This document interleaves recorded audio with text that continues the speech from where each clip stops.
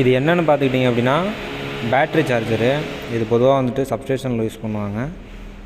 இதோட வேலை என்ன அப்படின்னு பார்த்தீங்கன்னா, ஏசி பவரை வந்துட்டு டிசி பவராக கன்வெர்ட் பண்ணி பேட்ரிக்கு கொடுக்கும். ஓகேங்களா? இப்போ இருக்கிற இந்த பேட்ரி சார்ஜரில் என்ன பிரச்சனை வந்திருந்தது அப்படின்னா, இந்த ஏசி சப்ளை ட்ரபுள் அப்படின்னு இருந்தது. ஏன் இதை வருது அப்படின்னா, அந்த AC voltage, AC input voltage இருக்குங்களா, இந்த ஏசி இன்புட் வோல்டேஜில் வர்ற ஃப்ளக்சுவேஷனால் வந்துட்டு இந்த அனௌன்சியேட்டரை வச்சுருக்காங்க.